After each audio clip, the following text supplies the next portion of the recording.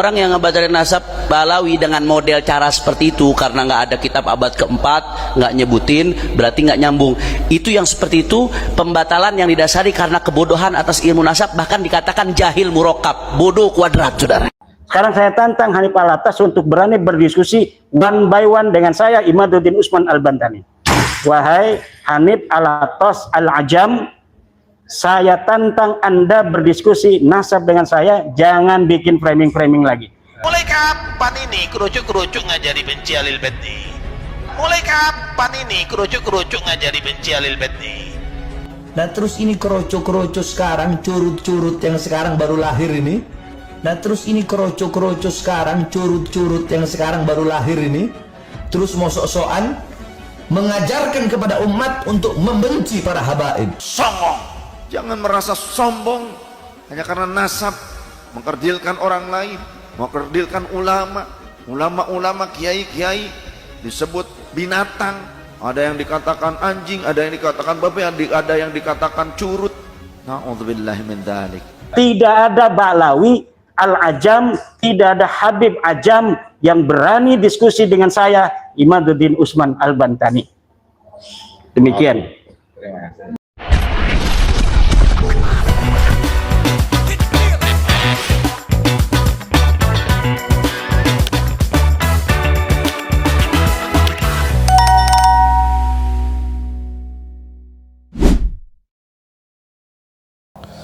Assalamualaikum warahmatullahi wabarakatuh, sahabat pelita yang dirahmati Allah ya. Barusan kita sudah menyimak cuplikan sebuah video yang mana video barusan itu mungkin ya mewakili apa yang sudah kita harapkan.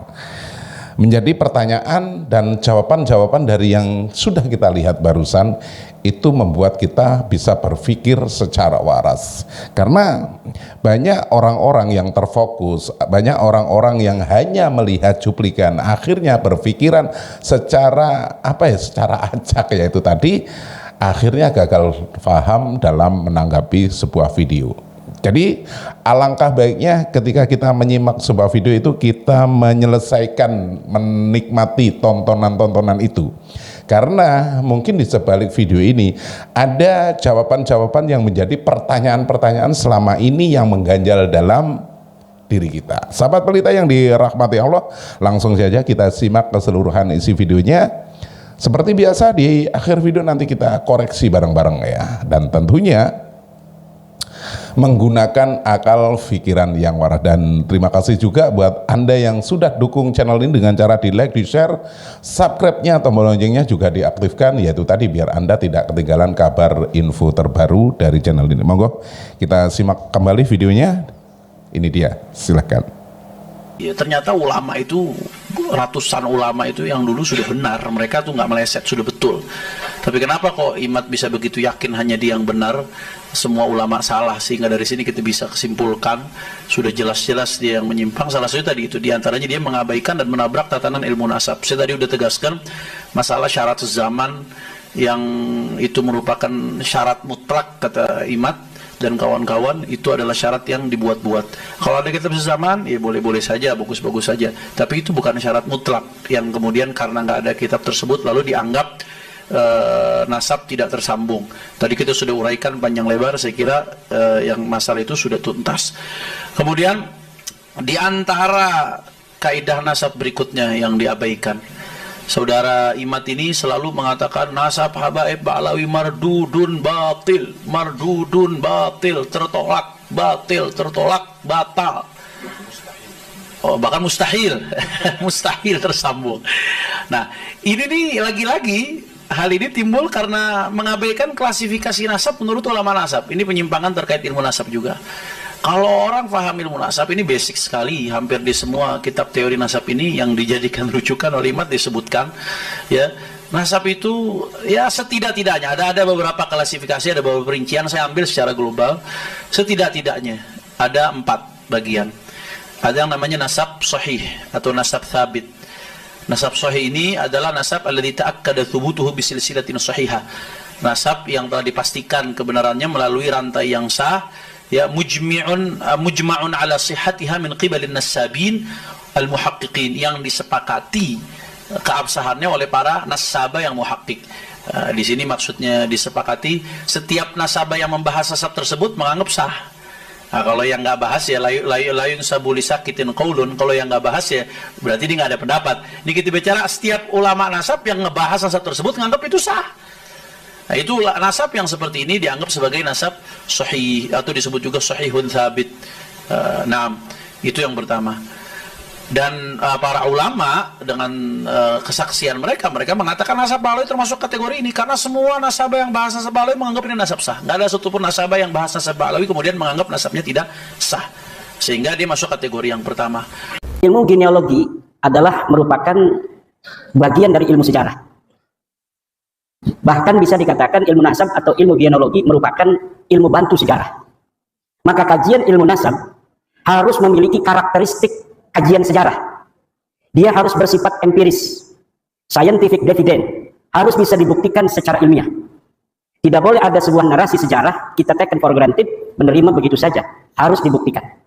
Tidak boleh ada sebuah pengakuan nasab yang bersimultan pengakuan ini dengan privilege tertentu, baik secara sosial antropolog maupun secara paham keagamaan dari tafsir yang dapat diterima. Ketika ada susunan nasab umpama tentang baginda Nabi, dia mengaku merupakan bagian dari keturunan baginda Nabi besar Muhammad SAW, maka kita harus uji di meja saintifik, harus dibuktikan secara ilmiah berdasarkan metodologi kajian ilmiah sejarah yang dapat diterima bersama, bukan hanya diterima oleh ahli nasab, tapi juga logika kebenarannya dapat diterima oleh semua orang. Saya kecil-kecilan mengkaji nasab orang yang mengaku keturunan Nabi di Indonesia dari klan Ba'alawi, yang sama ini mengaku sebagai keturunan daripada baginda Nabi besar Muhammad SAW.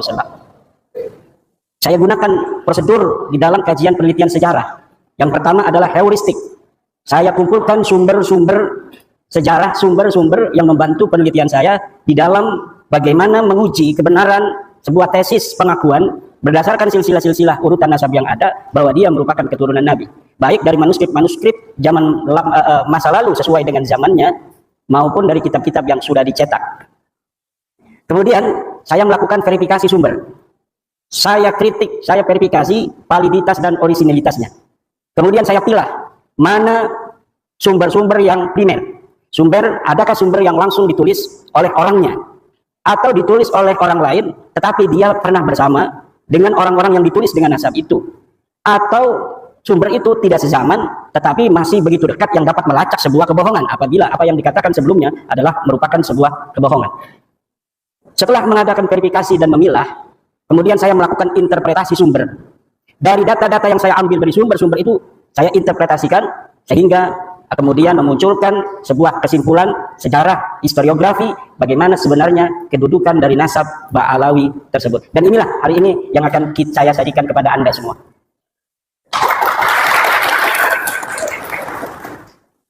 Kaum Ba'alawi yang kita kenal di Indonesia dengan istilah Habib mengaku sebagai keturunan Nabi Muhammad SAW melalui jalur Ahmad bin Isa bin Muhammad An-Naqi bin Ali Al-Uraidi bin Ja'far Shadiq bin Muhammad Al-Bagir bin Ali Zainal Abidin bin Husain bin Fatimah Zahra bin Kanjeng Nabi besar Muhammad SAW. Ahmad bin Isa, ini titik poinnya, dari sini yang diakui.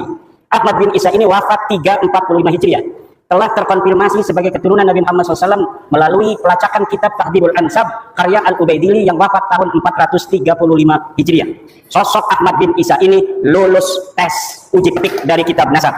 Kemudian, menurut keluarga Ba'alawi, Habib-Habib yang ada di Indonesia, Ahmad bin Isa mempunyai anak bernama Ubaidillah. Kemudian Ubaidillah ini mempunyai anak bernama Alwi. Alwi inilah yang menurut keluarga Ba'alawi adalah leluhur mereka. Alawi bin Ubaidillah bin Ahmad bin Isa bin Muhammad An-Naqi bin Ali Al-Uraidi bin Ja'far Shadiq bin Muhammad Al-Bagir bin Ali Zainal Abidin bin Husain bin Fatimah bin Nabi besar Muhammad SAW. Ini nasab mereka dan kita bisa lihat dari tokoh-tokoh mereka yang senang majang-majang nasab di media sosial.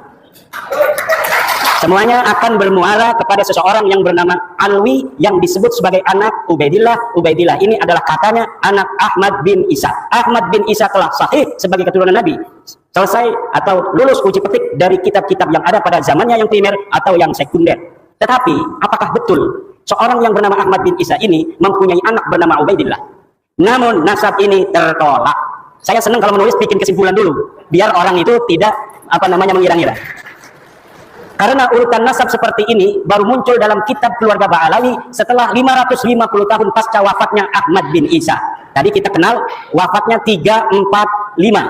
Sedangkan kitab-kitab nasab yang paling dekat dengan masa hidupnya Ahmad bin Isa, yaitu kitab nasab yang ditulis di abad ke-5, tidak menyebutkan bahwa Ahmad bin Isa mempunyai anak bernama Ubaidillah. Mulai dari kitab abad ke-5, ke-6, ke-7, ke-8, tidak menyebutkan Ahmad bin Isa mempunyai seorang anak yang namanya Ubaid atau Ubaidillah. Kitab abad ke-5, Muntaqilat Halibiyah, karya Abu Ismail Tabatabai yang wafat tahun 400 Hijriah menyebutkan bahwa sebagian anak Ahmad bin Isa adalah Muhammad yang tinggal di Roy, tidak ada Ubaid. Kitab abad ke-5, Tahdhibul Ansab, karya Al-Ubaidili yang wafat tahun 435 menyebutkan pula bahwa sebagian anak Ahmad bin Isa adalah Muhammad. Kitab abad ke-5 Al-Mazdi karangan Al-Umari wafat 490 menyebut pula bahwa sebagian anak Ahmad bin Isa adalah Muhammad. Kitab abad ke-5 sepakat tidak menyebutkan bahwa Ubaidillah sebagai anak Ahmad bin Isa. Namun masih ada kesempatan.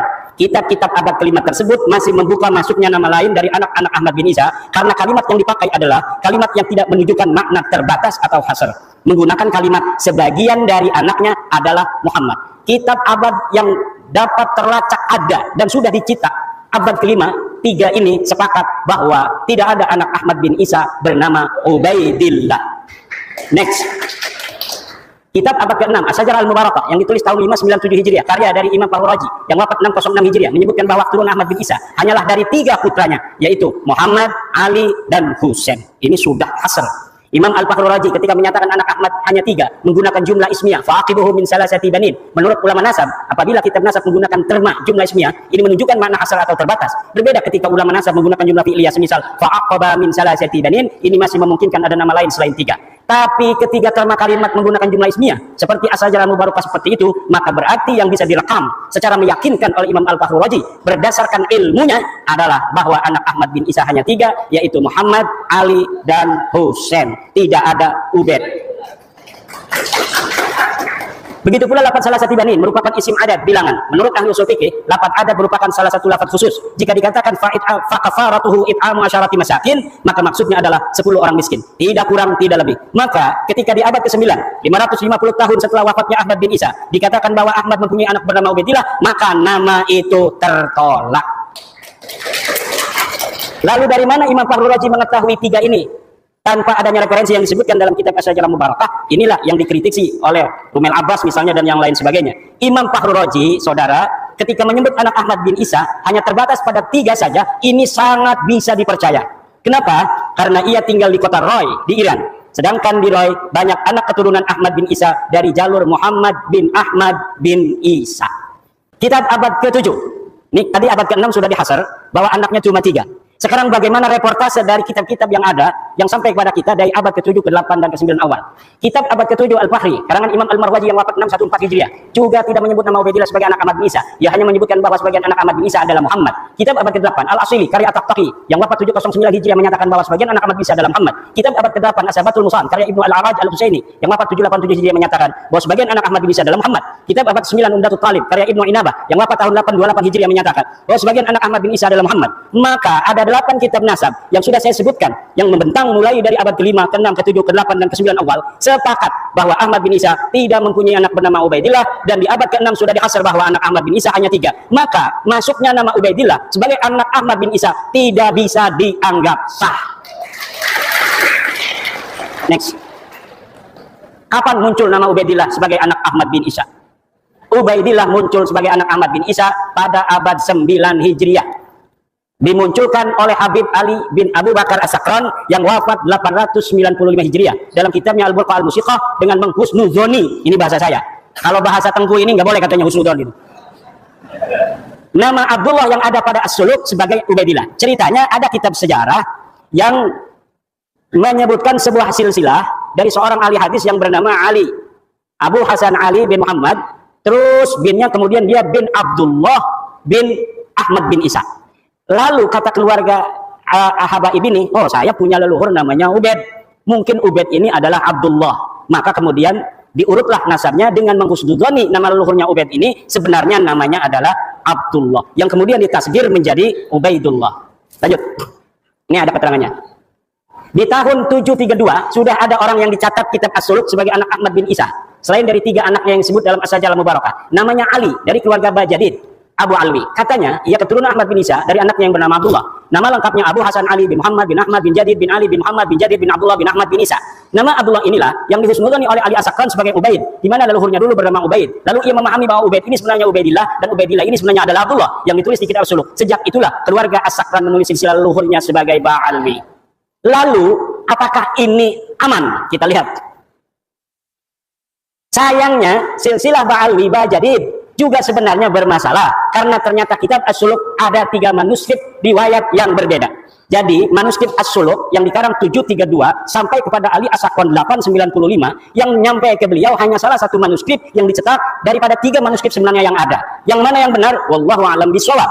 Yang jelas ad-dalilu idza tarakahul ihtimalu saqata bihil istidlal. Sebuah dalil apabila telah masuk di dalamnya ada kemungkinan ihtimal yang tidak qat'i, maka dia tidak boleh dijadikan lagi sebagai dalil. Manuskrip pertama silsilah Jadid terdapat dalam manuskrip di Paris berangkat tahun 810 Hijriah. Manuskrip itu menyebutkan bahwa Abu Hasan Ali bin Muhammad bin Ahmad bin Hadid bin Ahmad bin Isa. Tidak ada nama Abdullah. Sedangkan tadi Ali As-Sakran menyambungkan nasabnya kepada Ahmad bin Isa melalui Abdullah karena dia punya leluhur yang namanya Ubaid, kemudian dihusnudani sebagai Abdullah. Sekarang Abdullahnya di sini di dalam manuskrip Paris ini tidak ada. Lalu bagaimana? Ya putus, rungkat. Nah ini ada manuskrip dari Parisnya. Kalau kita bicara sejarah, harus scientific evidence yang dapat dibuktikan dalam meja ilmiah. Dari manuskrip ini, bagaimana seorang Abu Hasan Ali yang disebut As-Suluk, wafat tahun 620 Hijriah, ini Abu Hasan Ali disebut dalam kitab As-Suluk. As-Suluk ini adalah kitab sejarah yang menjadi pandoman orang-orang Yaman untuk mengurutkan silsilah keyamanan mereka hari ini. Dan ini dapat dipercaya kitab As-Suluk. Maka banyak orang-orang yang mencantolkan diri dalam sejarah asli As-Suluk agar leluhur mereka nampak menyejarah, walaupun dulunya leluhur mereka tidaklah terjadi sesuatu hal yang membanggakan dan berprestasi. Hanya menjadi urutan kelima dari nasab Ahmad bin Isa. Saya ulangi, dari manuskrip ini bagaimana seorang Abu Hasan Ali yang disebut As-Suluk wafat 620 Hijriah hanya menjadi urutan kelima dari nasab Ahmad bin Isa yang wafat 345 Hijriah. Berarti setiap generasi baru mempunyai anak di umur 55 tahun, dan ini tidak masuk akal dalam ilmu genealogi, di mana setiap generasi dengan generasi berikutnya berjarak lahir dan wafat rata-rata harusnya 33 tahun. Dan dengan manuskrip ini, cantolan Habib Ali As-Sakran menjadi bias dan tidak sah. Karena apa? Karena Habib Ali As-Sakran mencantolkan keluarganya ke Ba'alawi karena ada nama Abdullah yang disebut As-Suluk. Sedangkan di dalam manuskrip As-Suluk versi Paris ini, Abdullahnya teaya. Silakan. Next. Manuskrip kedua As-Suluk. Manuskrip kedua As-Suluk silsilah Jadid adalah Abu Hasan Ali bin Muhammad bin Ahmad bin Hadid bin Abdullah bin Ahmad bin Isa. Dalam manuskrip dua ini, nama Abdullah memang ada, namun jumlah nama hanya 6.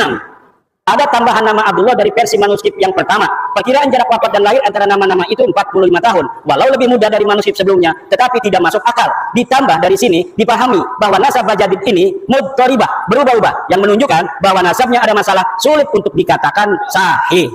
Lanjut.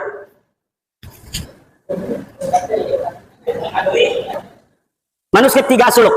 Manuskrip 3 As-Suluk silsilah Hadid adalah atau Jadid Abu Hasan Ali bin Muhammad bin Ahmad bin Hadid bin Ali Muhammad bin Hadid bin Abdullah bin Ahmad bin Isa. Silsilah inilah yang dicetak dan ditahqiq oleh Al-Aqwa tanpa menyebutkan dari versi manuskrip manakah silsilah ini diambil. Bisa jadi silsilah semacam ini tidak ada dalam manuskrip manapun. Ia mentahqiqnya dan menambahinya berdasar pengetahuannya dari literasi Ba'alawi saat ini. Jika manuskrip pertama yang sahih, maka pencantolan Habib Ali As-Sakran gagal total. Karena nasab Ba'alawi saat ini adalah furu' dari usul nasab Jadid. Ketika usulnya batal, maka furu'nya juga batal. Ini penting dan belum diungkapkan siapapun. Keluarga As-Sakran bukan Ba'alawi. Nampaknya kitab As-Suluk karya Imam Al-Janadi wafat 732 Hijriah adalah kitab sejarah yang menjadi pegangan latar belakang konstruksi nasab Ba'alawi dan sejarahnya. Nasab dan sejarah Ba'alawi yang ahistoris disusun sedemikian rupa menggunakan latar belakang sejarah yang terdapat dalam kitab As-Suluk. Penulis yakin secara ilmiah bahwa keluarga As-Sakran sebelumnya tidak dikenal dengan nama Ba'alawi. Nama Ba'alawi keluarga As-Sakran itu dikenal setelah kitab Al-Burqah dan kitab Al-Jauharus Saqaf ditulis, yaitu milik Habib Abu Bakar As-Sakran dan Imam Al-Khatib. Seperti film fiksi sejarah Arya Kamandanu yang skenarionya ditulis berlatar belakang sejarah Majapahit. Ada orang namanya Ba'alawi dulu, ada silsilahnya ditulis dalam kitab sejarah. Lalu orang yang abad 9 mengatakan, itu leluhur saya. Itu. Sejak itulah dia menggunakan nama yang ada dalam kitab itu untuk keluarga dia dan keturunannya. Next. Ini versi ilmiah ya, interpretasi dari sumber-sumber yang kita dapatkan. Perhatikan kitab An-Nabhah Al-Ambariyah. Ini kitabnya. Setiap saya ngomong kitab, saya tidak sebutkan, tetapi ada foto dari kitab dan halamannya. Perhatikan kitab An-Nabhah Al-Ambariyah, karya Muhammad Kadzim bin Abil Futuh, wafat 880 Hijriah. Dalam kitab itu di halaman 53 disebutkan bahwa Banu Abi Alwi adalah Abu Alwi bin Abil Jadid bin Ali bin Muhammad bin Ahmad bin Jadid. Dalam kitab itu, ulama yang hidup di abad 9 dan tinggal di Yaman sama sekali tidak menyebut nama-nama keluarga Ali As-Sakran yang ada pada masa itu atau sebelumnya, seperti Faqih Muqaddam Muhammad Shuaib Mirbad sebagai Ba'alawi. Ia hanya menyebut keluarga Jadid. Padahal pengarang kitab An-Nabhah Al-Ambariyah ini hidup semasa dengan Ali As-Sakran. Kalau pada masa itu dan sebelumnya keluarga Habib Ali As-Sakran dikenal sebagai Ba'alawi, tentunya Muhammad Kadzim akan menulis contoh-contoh Ba'alawi selain dari Jadid disebutkan, yaitu dari keluarga-keluarga Faqih Muqaddam dan sebagainya. Ini membuktikan bahwa keluarga Ba'alawi yang terkenal itu hanyalah dari keluarga Jadid. Keluarga Ali As-Sakran dan leluhurnya sebelumnya bukan keluarga Ba'alawi. Jika keluarga As-Sakran dikenal dengan nama Ba'alawi, tentu Abil Futuh yang hidup sejaman dengan As-Sakran akan menyebut minimal satu nama yang mengindikasikan bahwa keluarga As-Sakran adalah bagian dari Ba'alawi. Perhatikan kitab An-Nabhah Al-Ambariyah halaman 53, di sini nggak kelihatan, silahkan di Google saja. Next. As-Sakran hanya bisa menyebut dua nama keluarga Jadid. Habib Ali As-Sakran yang mengatakan bahwa Jadid yang ada dalam kitab sejarah itu As-Suluk adalah saudara dari Alwi, leluhur dia. Hanya bisa menyebutkan dua nama keluarga Jadid. Dua nama itu persis sama dengan yang disebut kitab As-Suluk, yaitu Abu Hasan Ali dan Abdul Malik yang berketurunan di India. Jika Jadid adalah betul-betul saudara Alwi, leluhurnya yang ditulis, dan ini pun saya yakin tidak ada orangnya, tentu akan banyak nama-nama selain keduanya yang diketahui Ali As-Sakran. Tapi mengapa As-Sakran seperti orang asing di keluarga Bajadid hanya mengetahui dua nama dari keluarga Bajadid yang diketahui dari kitab As-Suluk, yang bukan hanya diketahui oleh dia, kita juga mengetahui bahwa keluarga Jadid mempunyai dua nama yang tertulis dalam sejarah, yaitu Abu Hasan Ali dan Abdul Malik. Apa bedanya saya dengan dia? Sama-sama mempunyai dua nama saja, padahal dia mengaku sebagai keluarga besarnya. Silakan. Makam Ahmad bin Isa ditemukan setelah 602 tahun. Ahmad bin Isa yang wafat tahun 345 Hijriah, makamnya hari ini berada di Husaisah. Lalu apakah makam itu sudah dikenal sejak tahun wafatnya itu, yaitu 345? Al-Janadi 732 Hijriah tidak merekam adanya makam Ahmad bin Isa, padahal ia sejarawan yang rajin mencatat nama-nama makam yang dijarahi dan dianggap berkah. Artinya pada tahun 732 Hijriah itu makam Ahmad bin Isa belum dikenal seperti saat ini. Telah berjarak 387 tahun sejak wafatnya, makam Ahmad bin Isa belum dikenal orang. Ini dalam reportase As-Suluk yang rajin jarahin makam, tetapi dia mencatat nama makam-makam lain, tidak mencatat nama Ahmad bin Isa yang katanya sudah wafat 345 Hijriah di Yaman. Ini orang Yaman, Al-Janadi. Syekh Ahmad bin Hasan Muallim menyatakan, tidak ada dalam sejarah Yaman makam diagungkan yang di atasnya ada mashhad dan masjid sampai separuh abad 5, kecuali yang disebut sebagai Masjid Syahidain di San'a, Al-Quburiyah fil Yaman 176. Lalu kapan berita bahwa Ahmad bin Isa ini dimakamkan di Husaisah? Berita awal yang didapatkan adalah bahwa Makromah 947 Hijriah dalam kitabnya Qaladatun Nahar fi Wafayat A'yani Dahr disebutkan bahwa makam Ahmad bin Isa di Husaisah, Qaladatun Nahar fi Wafayat A'yani Dahr 2/518 Asy-Syamilah. Berarti berita bahwa Ahmad bin Isa dimakamkan di Husaisah baru setelah 602 tahun setelah wafatnya Ahmad bin Isa. Kitab tersebut pula menyebutkan bahwa keyakinan makam Ahmad bin Isa di Husaisah itu karena Habib Abdurrahman bin Muhammad berziarah di situ dengan isyarah adanya cahaya yang nampak di atas tanahnya. Jadi ditemukannya makam itu setelah ratusan tahun bukan karena adanya kitab sejaman yang menyebutkannya, tetapi berdasarkan isyarah spiritual. Diceritakan di situ bagaimana cara menemukannya, yaitu dengan meminta doa kemudian melihat cahaya. Ada cahaya di situ maka ditetapkanlah makamnya di situ. Dan sekarang banyak terjadi seperti itu, makam-makam baru yang dulunya kita tidak mengetahui pernah ada makam di situ, kemudian sekarang ada makam. Ini masih mending, tidak merampok siapa-siapa, dia hanya berbohong. Makamnya sudah ada namanya, kemudian namanya dibelokin kemana-mana, tidak sesuai dengan tradisi riwayat dari keluarganya sendiri. Kitab-kitab sejarah yang ditulis setelah masa Ahmad bin Isa sampai abad 9, ini kitab sejarah, tadi kitab nasab. Sekarang kitab-kitab sejarah yang ditulis setelah masa Ahmad bin Isa sampai abad 9 tidak menyebutkan keberadaan keluarga Ubaidillah dan keturunannya di Hadramaut sebagai seorang sayyid, atau tidak sebagai sayyid pun tidak ada sama sekali. Kitab-kitab apa saja? Tarikh Musallam Al-Lahaji, wafat 545 Hijriah, belum dicetak, tapi manuskripnya saya punya. Tidak ada nama Ubaidillah dicatat di dalam kitab itu, dan tidak ada keterangan bahwa Ahmad bin Isa pernah hijrah ke Yaman dari Irak. Tabaqat Ibnu Samurah, wafat 586 Hijriah. Tarfatul Ashab, yang ini Ibnu Samurah sering sekali namanya dicatut dalam kitab-kitab Ba'alawi semacam Syamsud Dhahirah dan kitab-kitab yang lainnya, Al-Ghurar, kemudian kitab Hidmatul Ashirah, bahwa Ibnu Samurah pernah mengisbat silsilah nasab Ba'alawi pada masanya. Tetapi ketika kitabnya yang bernama Tabaqatul Fuqaha saya cari dari awal sampai akhir, tidak ada satupun Ibnu Samurah menyatakan bahwa dia mengisbat nama keluarga Ba'alawi sebagai sayyid, apalagi mengisbat menyebut nama dari satu keluarga Ba'ali pun tidak ada. Next. Kesimpulan. Para habaib yang sekarang kita kenal bukanlah keluarga Ba'alawi yang dikenal di abad 7 dalam kitab-kitab sejarah. Keluarga Ba'alawi adalah keluarga jadid yang disebut dalam kitab As-Suluk 732 Hijriah yang terputus dari Nabi Muhammad SAW karena Abdullah bukanlah anak Ahmad bin Isa. Para habaib nasabnya terputus dari Nabi Muhammad SAW karena Ubaidillah bukanlah anak Ahmad bin Isa. Jadi Ba'alawi sendiri yang ada dalam kitab itu tertolak sebagai keluarga Nabi karena Abdullah bukanlah anak dari Ahmad bin Isa berdasarkan kitab-kitab abad ke-6 dan abad ke-5. Kemudian ada orang nyantol kepada nama itu. Ya, yang dicantolnya itu rungkat, dianya ikut rungkat.